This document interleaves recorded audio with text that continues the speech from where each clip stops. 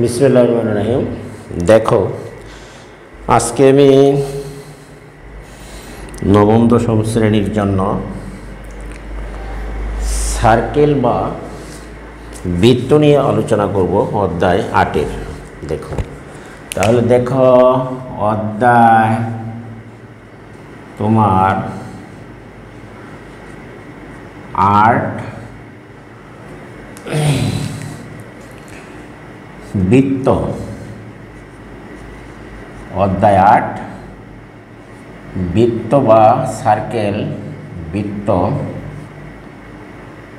বা CIRCLE circle.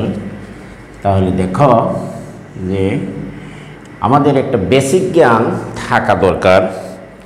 দেখি তোমরা হয়তোবা অষ্টম শ্রেণীতে পড়ে এসেছ যে বৃত্ত সম্পর্কিত ধারণা কার কার আছে। আমরা কিন্তু জানি যে এখানে আমরা সার্কেল বা বৃত্ত আমরা পড়ব। এই অধ্যায়টি অষ্টম অধ্যায় তোমার পাঠ্য বইয়ের নবম দশম শ্রেণী। তাহলে দেখো, বৃত্ত, এই বৃত্ত সম্পর্কিত তোমাদের কিছু তথ্য জানা দরকার। বৃত্ত বা সার্কেল কাকে বলে? সার্কেল। তাহলে দেখো যে কোনো বস্তুর উপরিভাগ বা পৃষ্ঠ হলো সমতল। তাহলে এই ব্ল্যাকবোর্ডটা যদি তোমার সমতল হয়, এই সমতলে যদি দেখো আমি একটা বিন্দু নিয়ে চতুর্দিকে ঘুরাই বা আবদ্ধ বক্ররেখা অঙ্কন করি, তাহলে আমরা বৃত্তের সংজ্ঞাটা আগে দেই। দেখো যে কোন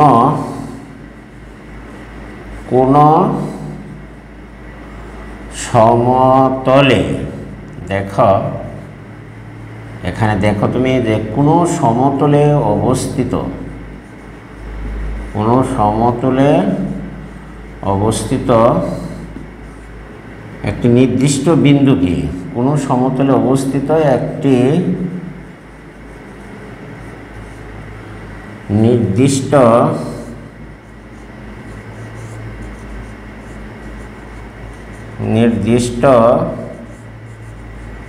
বিন্দুকে কেন্দ্র করে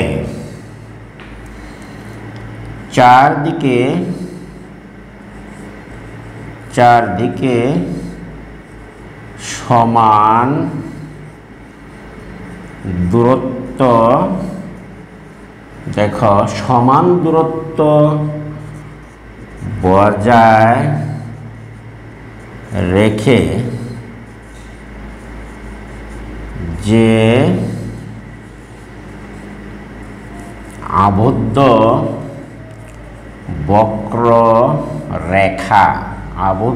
বক্ররেখা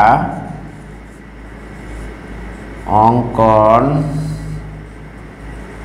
করা হয় তাকে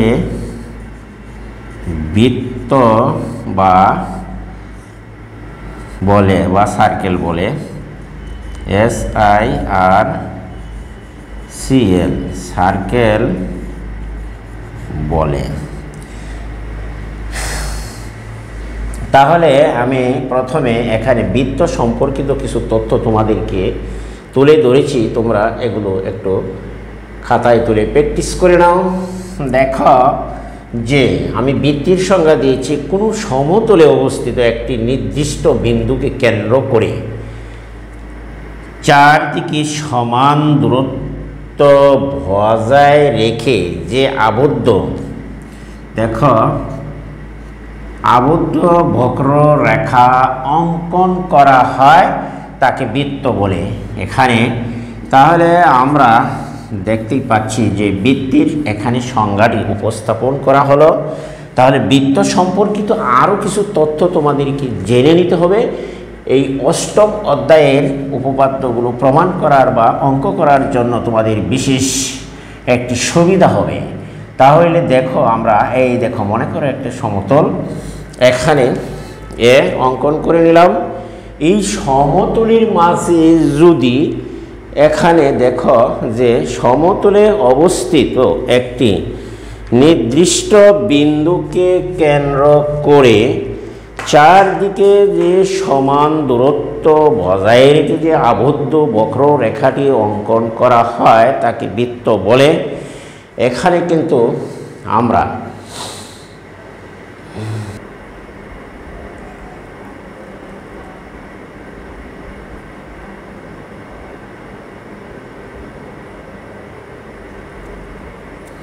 তাহলে আমরা আজকে দেখো এখানে যে বৃত্ত সম্পর্কিত যে ধারণাটি সেটি হচ্ছে যে বৃত্তস্থ কোণ এবং বৃত্তের দুইটি যা।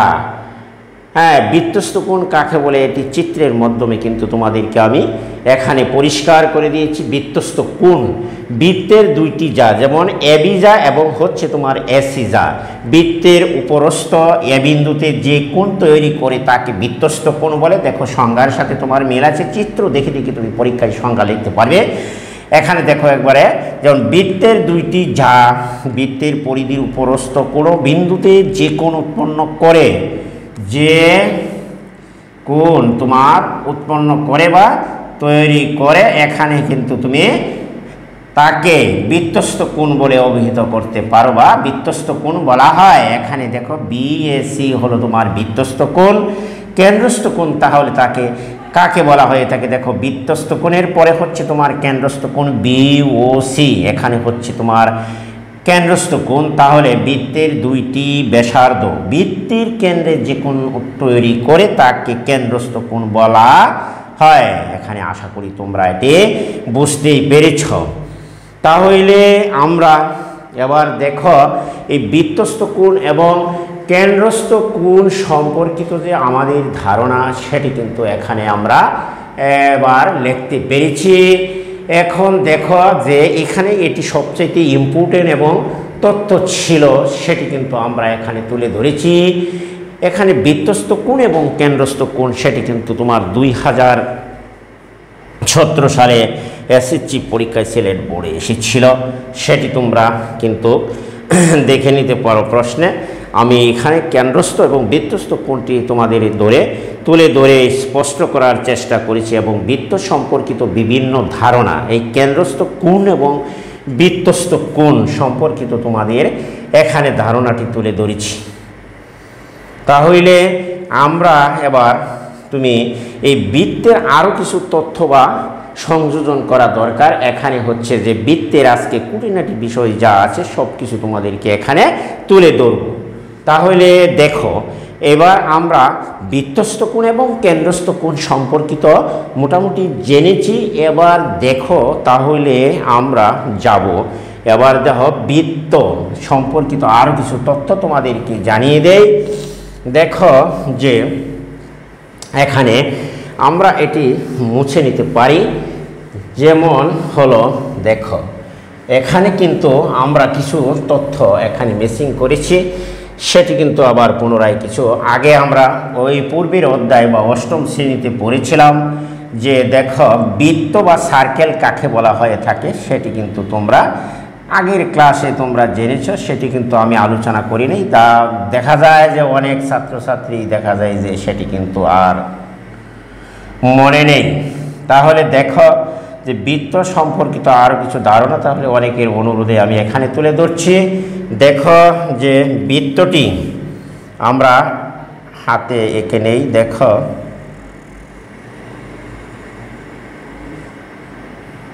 হ্যাঁ, দেখো মোটামুটি একটা বৃত্ত অঙ্কন করলাম। এখানে সেটি কিন্তু সুন্দর হচ্ছে না, আমি দেখি আরেকটু সুন্দর করা যায় কিনা। এইবার দেখো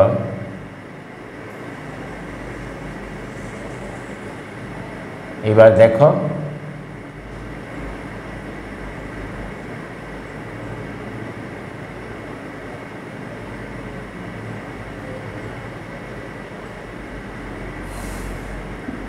এইটি হলো বৃত্তের তোমার কেন্দ্র। ধরো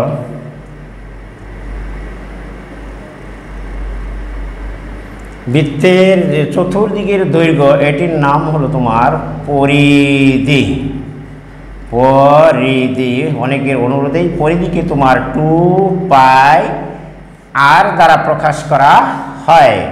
আমি একটি মোটামুটি বৃত্ত অঙ্কন করে নিলাম এবং বৃত্ত সম্পর্কিত তোমাদের উপপাদ্য নিয়ে আলোচনা বা প্রমাণ করার আগে আমরা এবার দেখো এই বৃত্তের কিছু বিশেষ তথ্য আমরা এখানে তুলে ধরি। দেখো এটি হচ্ছে কিন্তু বৃত্তের কেন্দ্র। এই দেখো সেন্টার বা কেন্দ্র হলো তোমার ও। এই ও থেকে পরিধি পর্যন্ত যে দূরত্ব সেটা হলো তোমার ব্যাসার্ধ। এখানে দেখো ব্যাসার্ধ।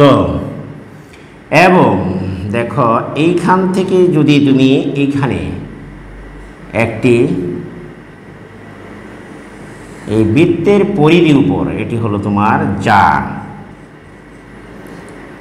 দেখো এখান থেকে যদি তুমি এই জায়ের উপর কোনো রেখা টানো, লম্ব টানো, তাহলে এই যাকে কিন্তু এটি দুই বর্ণ করে, সেটা কিন্তু আমরা জানি। আর এটি দেখো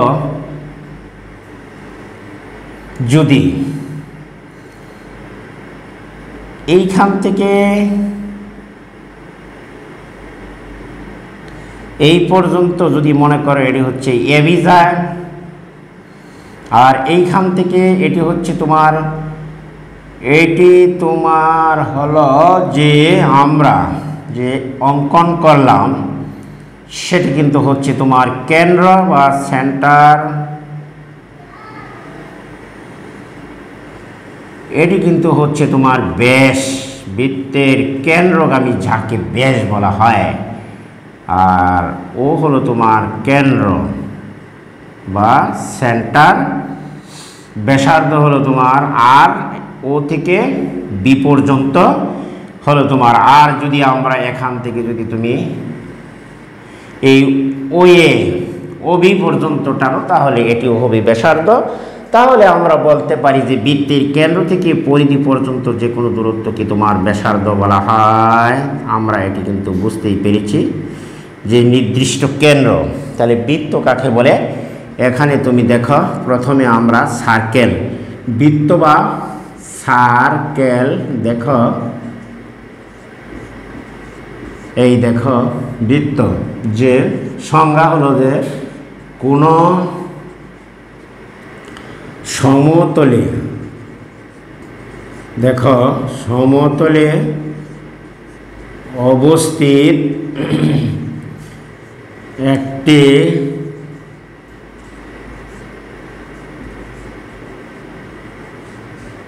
নির্দিষ্ট বিন্দুকে কেন্দ্র করে, যেমন বৃত্তের সংজ্ঞা আমি এখানে দিচ্ছি, বা সার্কেলের যে কোনো সমতলে অবস্থিত একটি নির্দিষ্ট বিন্দুকে কেন্দ্র করে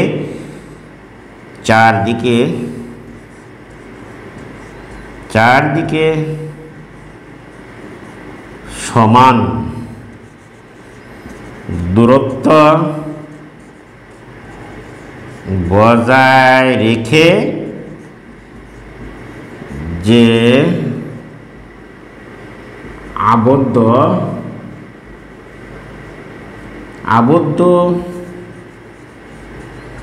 বক্র রেখা অঙ্কন করা হয় তাকে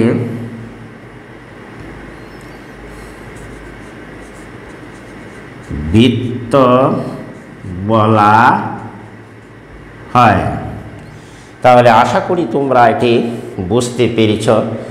যেমন তোমরা এখানে দেখতেই পাচ্ছ যে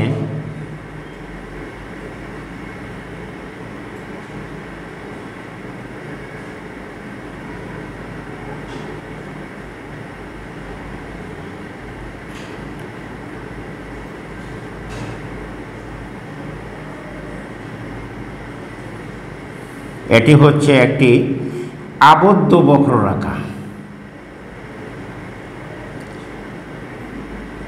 আমরা তো জানি যে রেখা হচ্ছে দুই প্রকার, একটা হলো সরল রেখা আর একটা হচ্ছে তোমার বক্ররেখা। এটি এখানে আমরা আবদ্ধ বক্ররেখা অঙ্কন করেছি নির্দিষ্ট বিন্দুকে কেন্দ্র করে, তাহলে এটি বৃত্ত নামে অবহিত।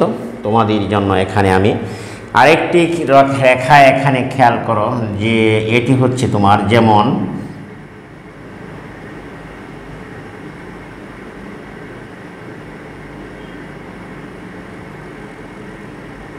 এবি রেখা।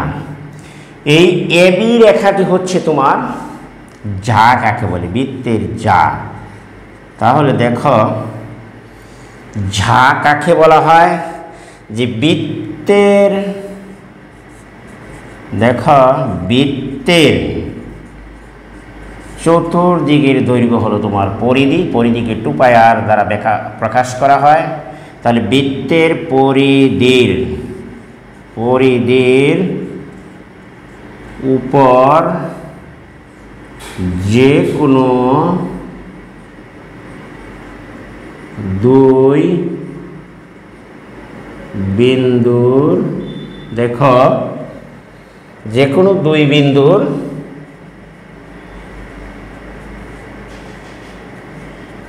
সংযোগ সরল রেখাকে যা বলা হয়। আশা করি তোমরা এটি বুঝতেই পেরেছো যে বৃত্তের পরিধির উপর যে কোনো দুই বিন্দুর সংযোগ সরল রেখাকে যা বলা হয়। এখানে দেখো এবি হলো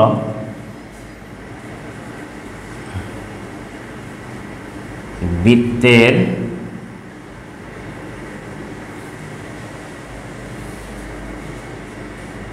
যা, এবং এই হিসাবে তোমার দেখো এটা যদি আমি সি নেই এবং এটি যদি ডি হয়, তাহলে সিডি রেখাটিও হবে বৃত্তের একটি যা। সিডি রেখাকে যা না বলে আমরা ব্যাস বলি, কারণ হচ্ছে বৃত্তের যে কেন্দ্রগামী যা হচ্ছে সবচাইতে বৃহত্তম যা, অর্থাৎ বৃত্তের কেন্দ্রগামী যাকে ব্যাস বলা হয়। এই হিসাবে বৃত্তে অসংখ্য যা অঙ্কন করা যেতে পারে।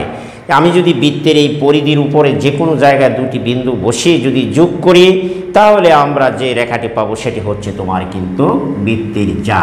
তাহলে এই হিসাবে বৃত্তে অসংখ্য যা অঙ্কন করা যেতে পারে। তাহলে দেখো ব্যাস কাকে বলে, এখানে আমরা যদি লিখি ব্যাস, দেখো বৃত্তের কেন্দ্রগামী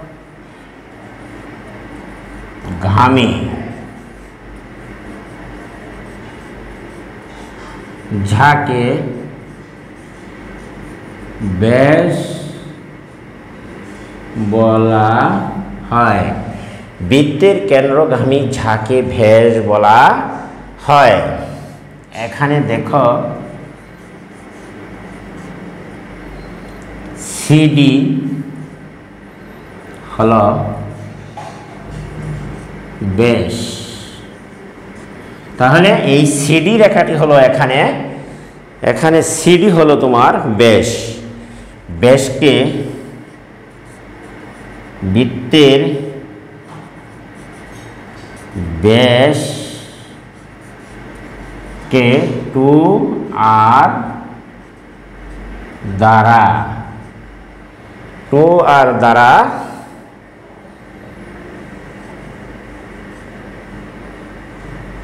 দ্বারা প্রকাশ করা হয়। আশা করি তোমরা এটি বুঝতেই পেরেছ। তাহলে এখানে তোমার বৃত্তের সংজ্ঞা, এরপরে হচ্ছে তোমার বৃত্তের যা এবং হচ্ছে বৃত্তের ব্যাস, এই দুটি এখানে প্রকাশ করা হলো। আর বৃত্তের যা প্রকাশ করলাম, বৃত্তের তোমার এখন হচ্ছে বৃত্তের ব্যাসার্ধ। দেখো আমরা যদি এখানে লিখি, দেখো এটি গেল বৃত্তের তোমার টারমার্ক। দেখো এটি হলো তোমার যেমন এটি হলো, এই গেল তোমার বৃত্তের জায়ের সংজ্ঞা, ব্যাসের সংজ্ঞা এবং বৃত্ত কাকে বলে। এবার তুমি আসো বৃত্তের ব্যাসার্ধ। এখানে দেখো তুমি বৃত্তের কেন্দ্র হচ্ছে ও, ওই ও থেকে এই পরিধি পর্যন্ত যে দূরত্ব অঙ্কন করা হয় সেটিকে বলা হয়ে থাকে বৃত্তের ব্যাসার্ধ। তাহলে আজকে দেখো এই বৃত্তের ব্যাসার্ধ কাকে বলা হয় সেটি কিন্তু তোমরা এখানে জেনে যাবা। দেখো আমি অষ্টম শ্রেণীর পড়াটা আবার রিভিউ করলাম এখানে তোমাদের জন্য। তাহলে দেখো বৃত্তের ব্যাসার্ধ কাকে বলা হয়। দেখো যে এখানে বৃত্তের, দেখো বৃত্তের ব্যাসার্ধ, দেখো এইখানে বৃত্তের কেন্দ্র থেকে, তাহলে আমরা দেখতেই পাচ্ছি যে বৃত্তের কেন্দ্র থেকে এই যে এইখান থেকে বি পর্যন্ত, অথবা হচ্ছে ও থেকে ডি পর্যন্ত, ও থেকে সি পর্যন্ত, ও থেকে এ পর্যন্ত, অর্থাৎ কেন্দ্র থেকে পরিধি পর্যন্ত যেখানে দূরত্ব তোমার সমান এটিকে ব্যাসার্ধ বলে। তাহলে আমরা এটির সংজ্ঞা এভাবে দিতে পারি যে বৃত্তের কেন্দ্র থেকে, দেখো পরিধি পর্যন্ত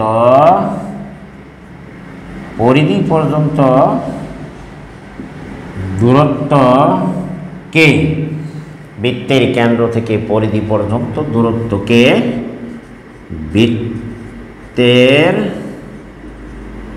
দেখো ব্যাসার্ধ বলা হয়। এখানে ওবি ওয়ে, এখানে ওবি ওয়ে এবং OD OC, OD OC, OB ওয়ে ওডি ওসি বৃত্তের ব্যাসার্ধ,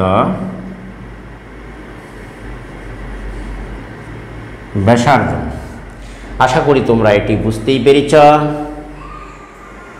দেখো তাহলে আমরা এটি মুছে নিতে পারি। দেখো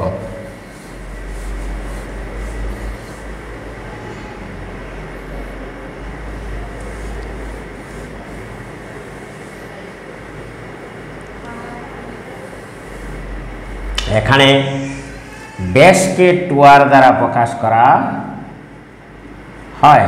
এটি ব্যাসের মান হচ্ছে তোমার টুয়ার, ব্যাসার্ধের মান হলো তোমার আর। এখানে বন্ধনীর ভিতরে আমি রেখে রাখলাম।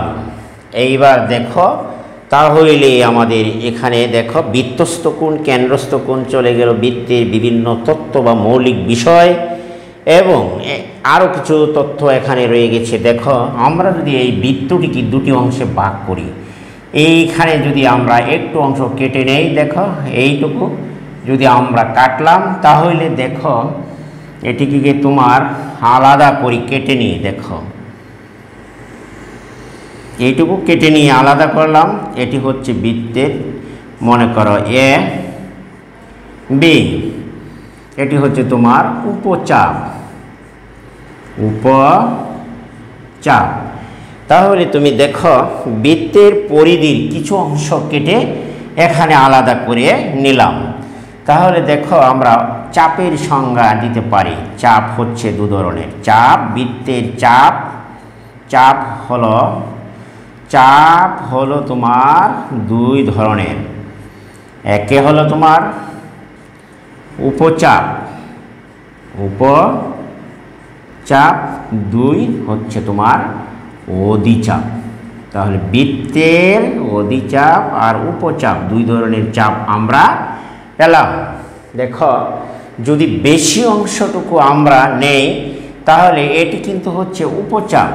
দেখো ওই চিত্রে আর অধিচাপ হলো তোমার বেশি অংশটাকে যদি তুমি নাও মনে করো, তাহলে সেটি হবে তোমার অধিচাপ।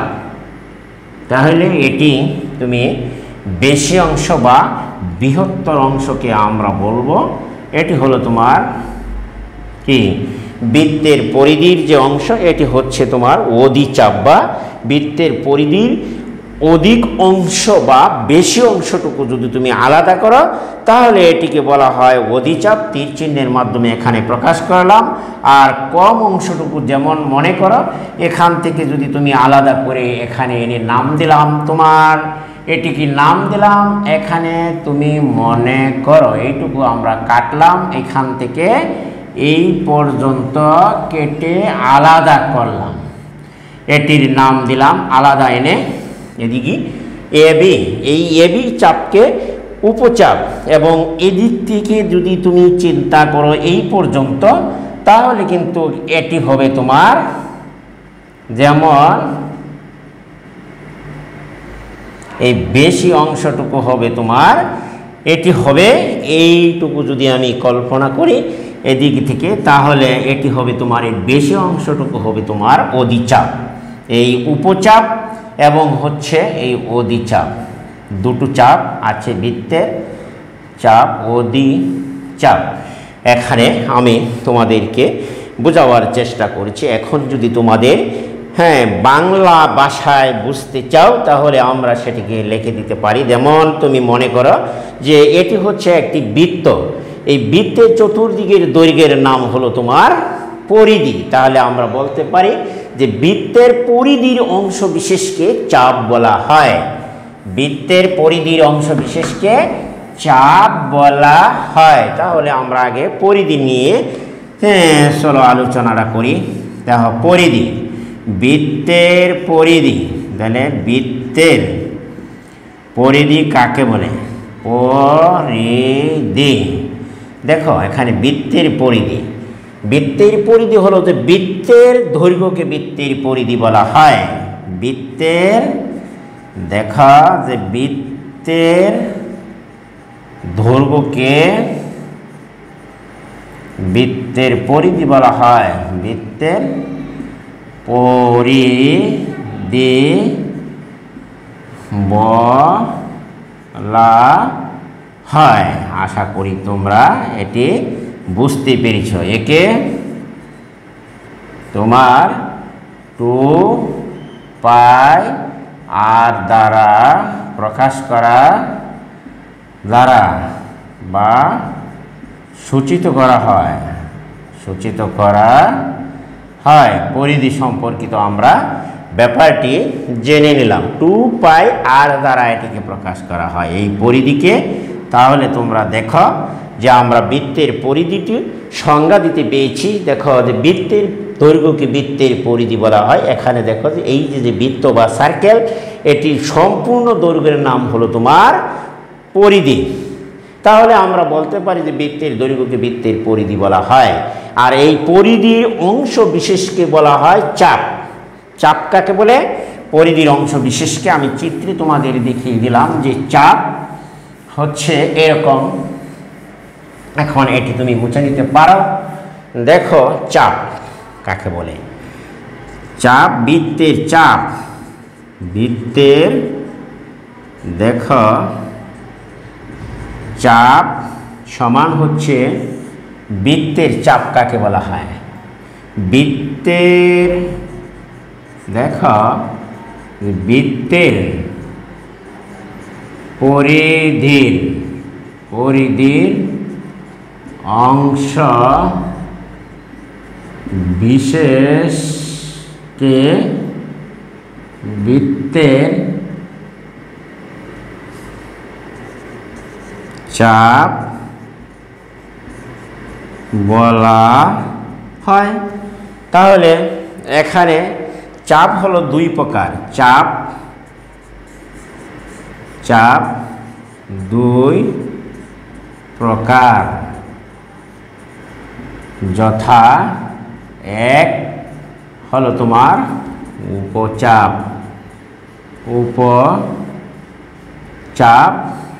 দুই অধিচাপ। একটু আগেই তোমাদের চাপ নিয়ে আলোচনা করেছি। উপচাপ, দেখো এখানে যদি আমি একটি বৃত্ত অঙ্কন করে নেই তাহলে দেখো মোটামুটি তোমার ধারণা হয়ে যাবে।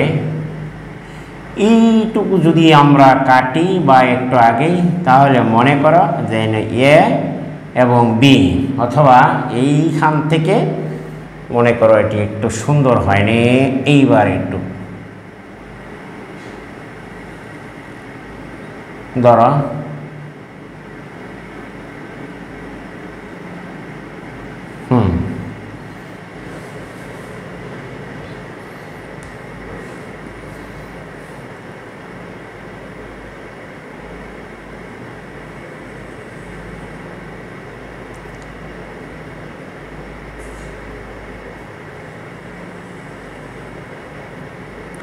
এইখান থেকে মনে করা এ বি আমরা যদি নেই কেটে, তাহলে এই যে অংশটুকু সেটি হবে তোমার বৃত্তের পরিধির যে কম অংশ, সেটি হবে তোমার এই উপচাপ।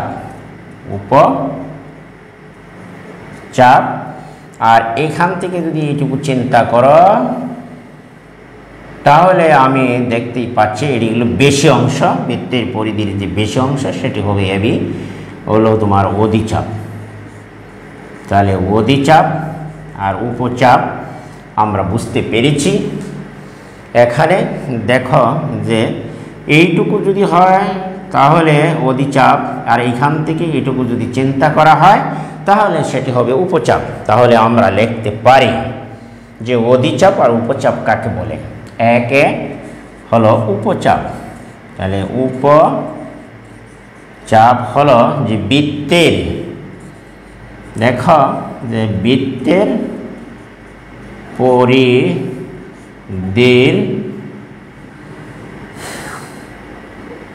কম অংশ বিশেষকে, বৃত্তের পরিধির, যেহেতু আমরা বৃত্তের পরিধির অংশ বিশেষকে চাপ বলা হয়, যে বৃত্তের পরিধির কম অংশ বিশেষকে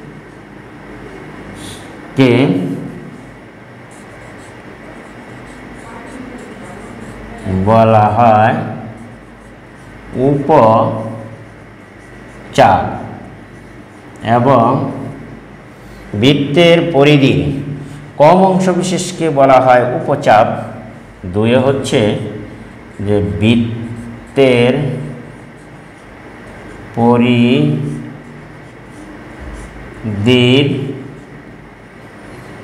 বেশি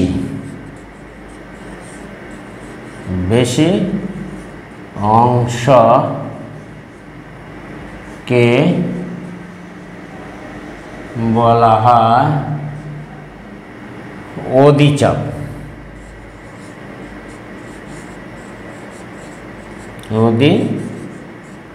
চাপ। আশা করি চাপ সম্পর্কিত তোমাদের একটা ধারণা আমি এখানে দিতে পেরেছি। এখন তাহলে আমরা আজকে বৃত্ত সম্পর্কিত যে মৌলিক তত্ত্ব বা বিষয় সম্পর্কে জানতে পেরেছি, এবং এরপরে আমরা যাব তোমার যে বৃত্তের যে উপপাদ্য আছে সেটি দেখো। যে এখানে আমরা বৃত্তস্থ কোণ জেনেছি এবং কেন্দ্রস্থ কোণ সম্পর্কে জেনেছি, এবং এইখানে তোমার বৃত্তের আরও কিছু তথ্য রয়ে গেছে, যেটি হচ্ছে যে তোমার বৃত্তের অধিচাপ এবং হচ্ছে উপচাপ। এটিকে তোমরা যদি আলাদা করে দেখাও তাহলেও তোমরা এটি এখানে দেখাতে পারো। এখানে দেখো যে আমরা প্রত্যেকটি বিষয় এইখানে আলাদা করেও দেখাতে পারি। তাহলে আজকে দেখো আরও কিছু তথ্য এখানে রয়ে গেল, যেমন হচ্ছে এখানে আমরা দেখাতে পারি যে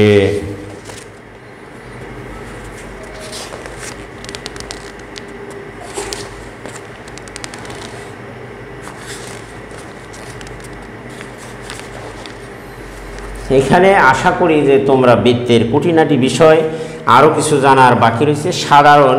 সরল সাধারণ স্পর্শক সম্পর্কিত তথ্য এখানে তোমরা আরও কিছু স্পর্শকের তত্ত্ব আমি আজকে বলেছি যে বৃত্তের যত খুঁটিনাটি বিষয় আছে সব কিছু তোমাদেরকে আজকে এক ক্লাসের মধ্যেই জানিয়ে দিব।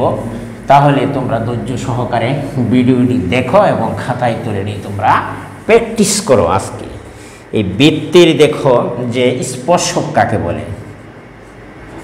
বৃত্তের স্পর্শক, স্পর্শক হলো যে এখানে 4 ধরনের স্পর্শক আছে। এখানে হলো তোমার সরল সাধারণ স্পর্শক এবং হচ্ছে তোমার তির্যক সাধারণ স্পর্শক এবং অন্তঃসাধারণ স্পর্শক, বহির সাধারণ স্পর্শক, বহির স্পর্শক। এখানে 4 ধরনের স্পর্শক আছে। এখন আমরা ধরে নেই যে স্পর্শক কাকে বলা হয়। স্পর্শক হলো যেমন কমন ট্যানজেন্ট, কমন ইংরেজি হলো তোমার কমন, COMON, কমন COMM, দেখো MEN, common COMON, common tangent হলো তোমার স্পর্শক। কমন ট্যানজেন্টকে স্পর্শক বলা হয়। কমন ট্যানজেন্ট একটি সরল রেখা যদি দুইটি বৃত্তের স্পর্শক হয় তবে একে দুইটি সাধারণ সরল স্পর্শক বলা হয়। দুইটি বৃত্তের স্পর্শক হলে তাকে সরল সাধারণ স্পর্শক বলা হয়। স্পর্শক কাকে বলে তা হয় তোমরা এখানে দেখে নাও বা জেনে নাও। যদি বৃত্তের কোনো বিন্দুতে, বৃত্তের কোনো বিন্দুতে লম্ব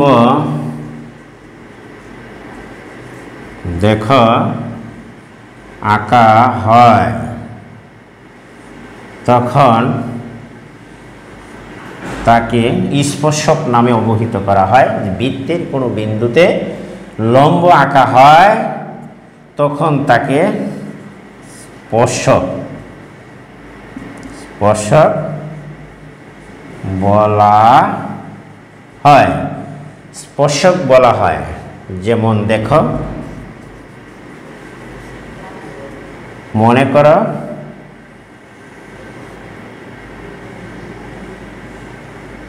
ও কেন্দ্র বিশিষ্ট বৃত্তের এ বিন্দুতে যদি তুমি এটি লম্ব টানো তাহলে সেটি হবে তোমার স্পর্শক। আশা করি তোমরা এটি চিত্র স্পর্শক, এটি হবে তোমার স্পর্শক। দেখতেই পাচ্ছ যে বৃত্তের কোনো বিন্দুতে এই হলো স্পর্শকের চিত্র। স্পর্শক 4 ধরনের। স্পর্শক স্পর্শক 4 ধরনের। সাধারণত স্পর্শক 4 ধরনের হয়। স্পর্শক 4 ধরনের, যেমন 1 হলো সরল সাধারণ স্পর্শক। সরল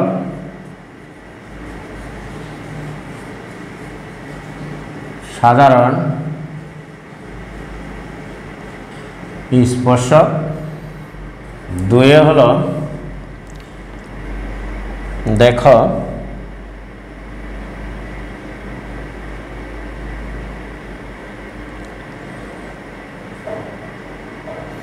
তির্যক সাধারণ স্পর্শক। তির্যক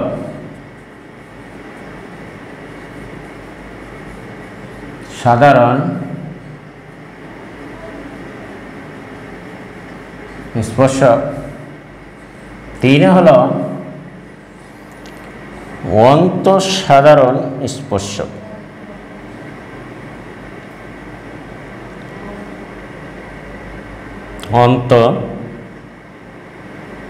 স্পর্শক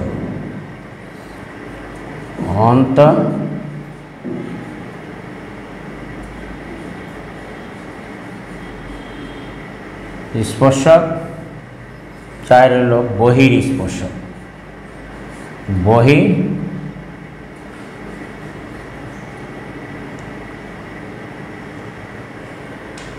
স্পর্শক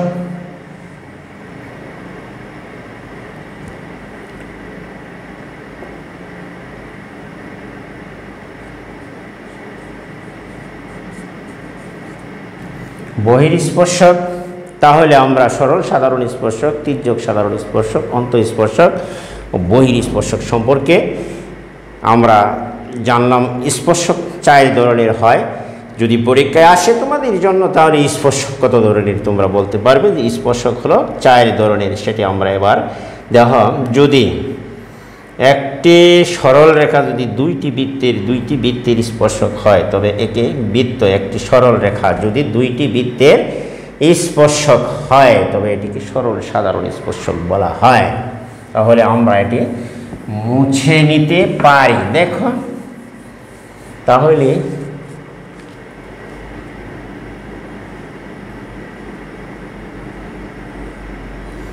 এক সরল সাধারণ স্পর্শক। সরল সাধারণ স্পর্শক হচ্ছে একটি সরল রেখা যদি একটি সরল রেখা যদি দুইটি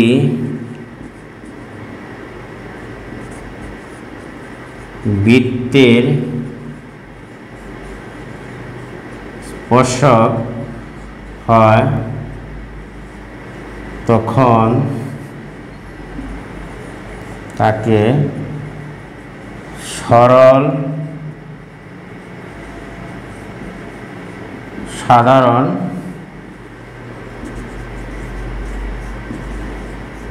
স্পর্শক বলা হয়।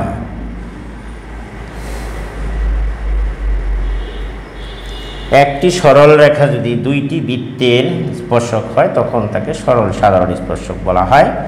যেমন মনে করো এখানে একটি বৃত্ত এঁকে নিলাম, যেমন এখানে ধরো একটা বৃত্ত,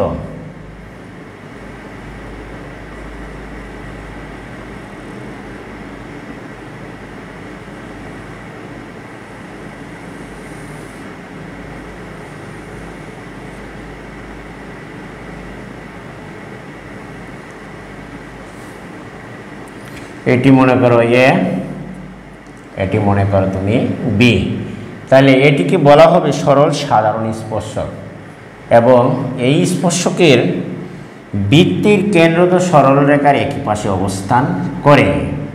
এটা হলো কেন্দ্র, এটা হলো কেন্দ্র এবং সরল সাধারণ স্পর্শকে বৃত্তের কেন্দ্রদ্বয় সরল রেখার একই পাশে অবস্থান করে। সরল সাধারণ স্পর্শকে সরল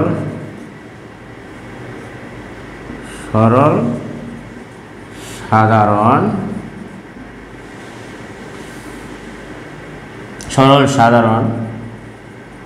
স্পর্শকে বৃত্তের কেন্দ্রদ্বয়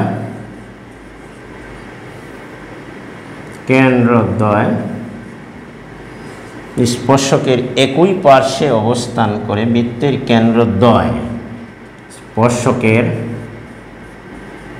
দেখো স্পর্শকের একই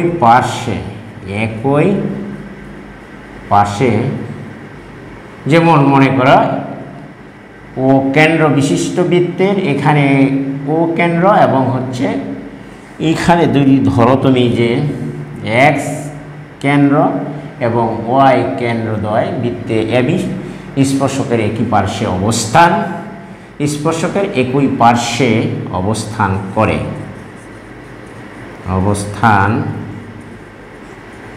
করে এটি হলো সরল সাধারণ স্পর্শক বা হলো তোমার তির্যক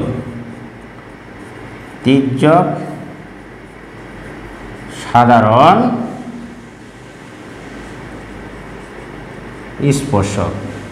তির্যক সাধারণ স্পর্শকে হচ্ছে যেই স্পর্শকে বৃত্তের কেন্দ্রদ্বয় সরল রেখার বিপরীত পার্শ্বে অবস্থান করে। দেখো, বিপরীত পার্শ্বে সরল সাধারণ স্পর্শক বলা, বৃত্ত দুইটির কেন্দ্র স্পর্শকের একই পার্শ্বে থাকে। বৃত্ত দুটির কেন্দ্র স্পর্শকের বিপরীত পার্শ্বে থাকে। তাহলে তির্যক সাধারণ স্পর্শক হচ্ছে যে স্পর্শকে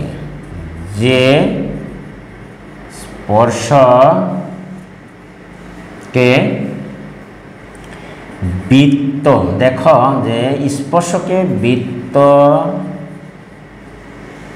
দুটির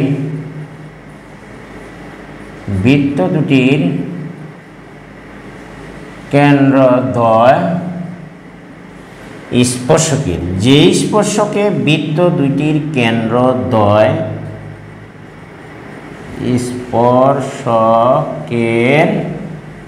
স্পর্শকের বিপরীত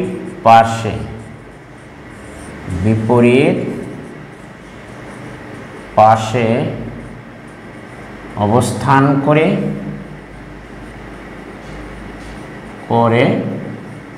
তাকে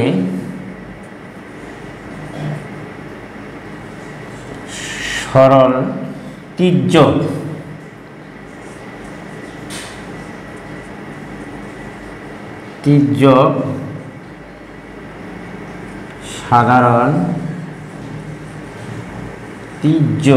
সাধারণ স্পর্শক বলা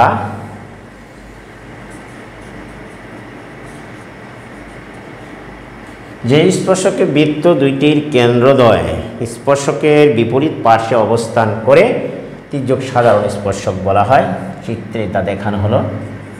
চিত্রে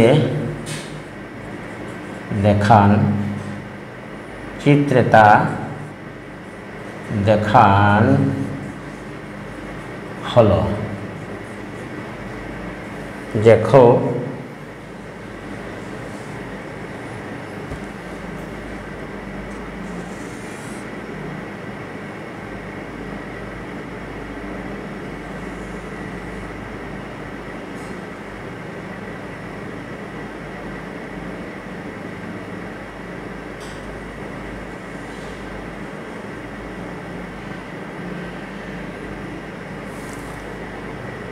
এখানে তির্যক সরল সাধারণ স্পর্শক চিত্র, সরল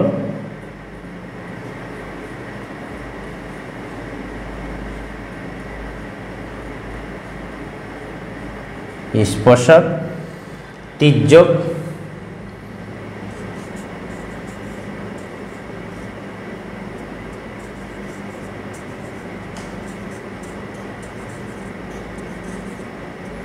স্পর্শক।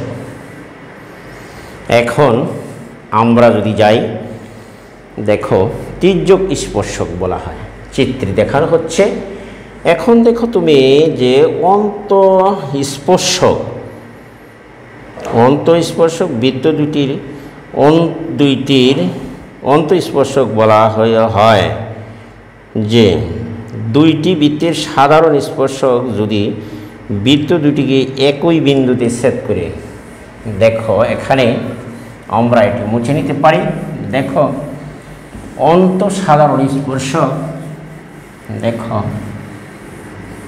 দুই, এখানে দেখো গেল অন্তঃস্পর্শক। অন্তঃস্পর্শক হচ্ছে এখানে যে দুইটি বৃত্তের সাধারণ স্পর্শক যদি দুইটি বৃত্তের সাধারণ, দেখো স্পর্শক যদি সাধারণ স্পর্শক যদি বৃত্ত দুটিকে একই বিন্দুতে, যদি বৃত্ত দুটিকে একই বিন্দুতে স্পর্শ করে, বৃত্ত দুটিকে এই বিন্দুতে একই বিন্দুতে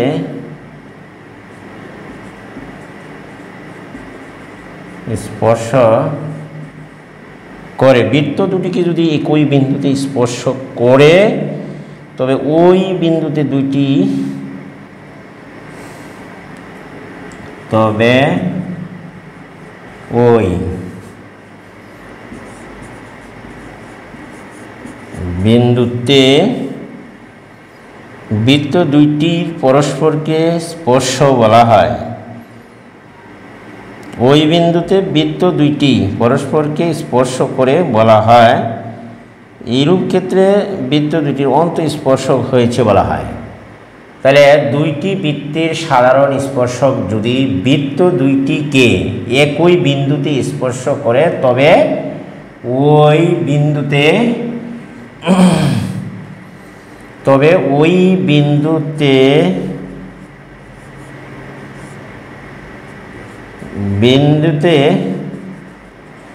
স্পর্শকে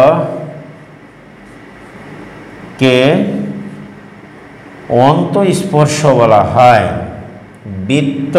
দুইটি বৃত্তের সাধারণ স্পর্শক যদি বৃত্ত দুইটিকে একই বিন্দুতে স্পর্শ করে তবে ওই বিন্দুতে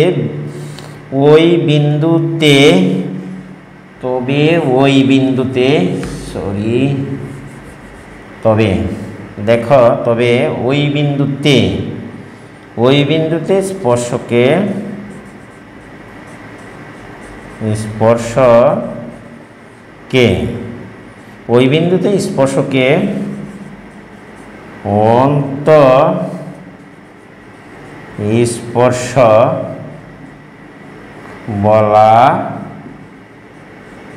অন্তঃস্পর্শক বলা হয়। আশা করি তোমরা চিত্রে দেখো, চিত্রে দেখান হলো অন্তঃস্পর্শক। দেখো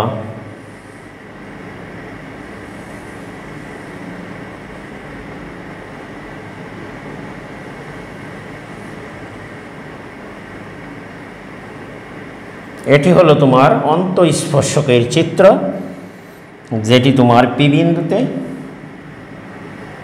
এইখানে ছেদ করে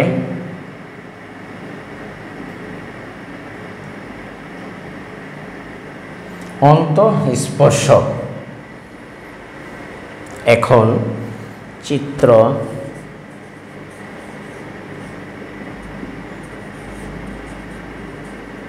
অন্তঃস্পর্শক,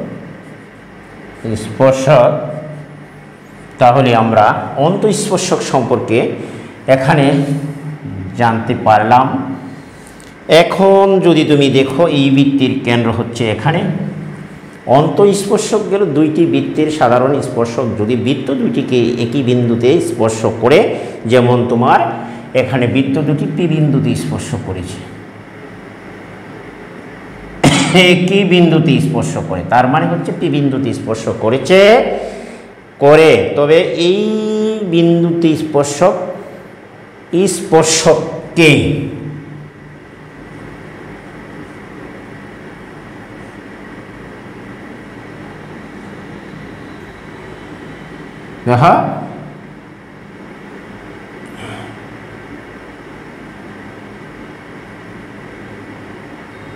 স্পর্শককে অন্তঃস্পর্শক বলা হয়। আশা করি প্রিয় শিক্ষার্থীরা তোমরা এটি বুঝতে পেরেছো। এখন হচ্ছে আমার বহিঃস্পর্শক কাকে বলা হয়। দেখো একই পার্শ্বে বৃত্ত দুটি অন্তঃস্পর্শ করেছে বলা হয় যদি কেন্দ্রদ্বয়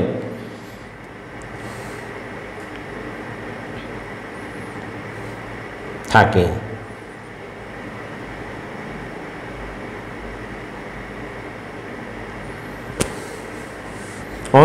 চিত্রে অন্তঃস্পর্শক বলা হয় যদি, বা বলা হয়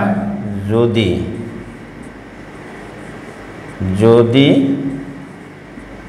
বৃত্তের কেন্দ্রদ্বয় একই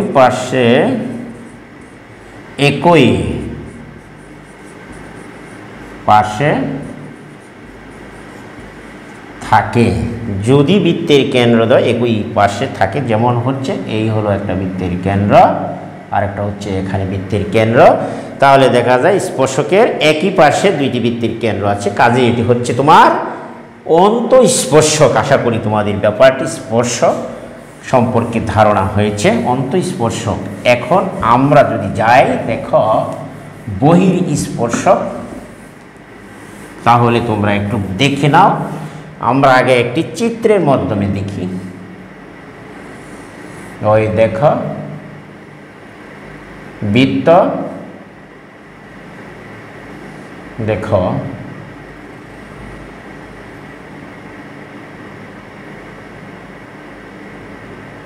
এই বহিঃস্পর্শক, সেটি হচ্ছে কিন্তু অন্তঃস্পর্শক, সেটি যদি স্পর্শকের বিপরীত পাশে অবস্থান করে। বৃত্তের কেন্দ্র, এই হলো তোমার বৃত্তের কেন্দ্র।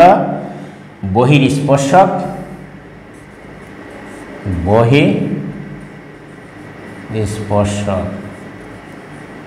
চিত্র এখানে আমরা লিখতে পারি বহিঃস্পর্শক। 4 নম্বরে দেখো আমরা দিলাম বহিঃস্পর্শক, সেটি দেখো যদি বৃত্তের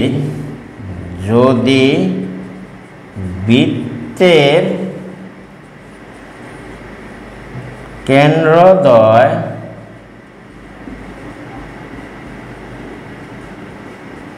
স্পর্শকের স্পর্শকের বিপরীত পাশে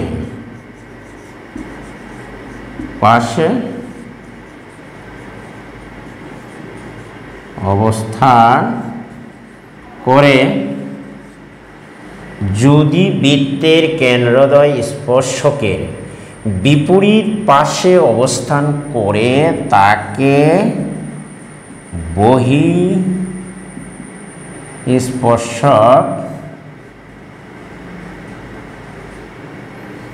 বলা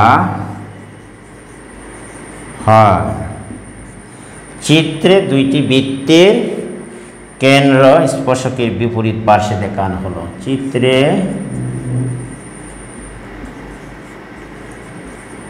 দুইটি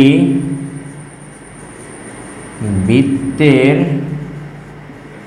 কেন্দ্রদ্বয় বিপরীত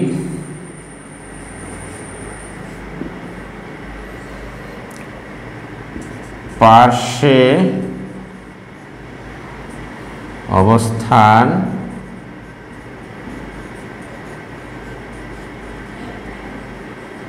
দেখান হলো।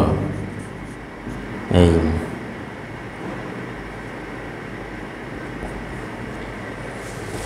যদি বৃত্তের কেন্দ্রদ্বয় স্পর্শকের বিপরীত পার্শ্বে অবস্থান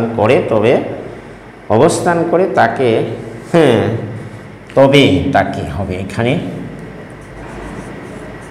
তবে তাকে বহিঃস্পর্শক বলা হয়। চিত্রে দুইটি বৃত্তের কেন্দ্রদ্বয় বিপরীত পার্শ্বে অবস্থান দেখান হলো বহিঃস্পর্শক। দেখো এখানে এই যে হচ্ছে তোমার স্পর্শক, এর অবস্থান হচ্ছে এটি যদি স্পর্শক হয়, তাহলে এর ডান পাশে একটি বৃত্ত, দেখো এর কেন্দ্র হচ্ছে এর ডান পাশে, এবং আরেকটি কেন্দ্র হচ্ছে তোমার এই পি বিন্দুর বাম পাশে। স্পর্শক যদি হয়, তাহলে চিত্রে এটি হচ্ছে তোমার বহিঃস্পর্শক, বা অর্থাৎ বলাই হচ্ছে যে দুইটি বৃত্তের মানে কেন্দ্র যদি স্পর্শকের বিপরীত পাশে অবস্থান করে, এইটির বিপরীত হচ্ছে এটি আর এটির বিপরীত হচ্ছে এটি, তাহলে এই ধরনের স্পর্শককে আমরা বহিঃস্পর্শক নামে অভিহিত করে থাকি।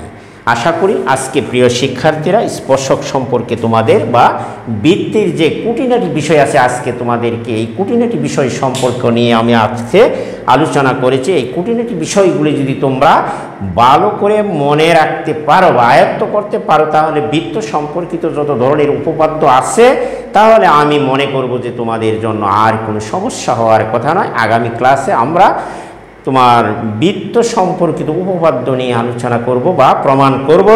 আজকে আমি এখানেই ধন্যবাদ জানিয়ে তোমাদের ক্লাসটি এখানে শেষ করলাম। তবে তার আগে যদি আমার ভিডিওটি তোমাদের জন্য উপকারী এবং ভালো মনে হয়, তাহলে অবশ্যই তোমরা আমার চ্যানেলটিকে সাবস্ক্রাইব করবা এবং ভিডিওটি বন্ধুবান্ধবের কাছে শেয়ার করে দিবা এবং একটি কমন একটি লাইক অবশ্যই করে যাবা। আজকে আমি এখান থেকে বিদায় নিলাম। আল্লাহ হাফেজ। সকলেই তোমরা ভালো থাকো।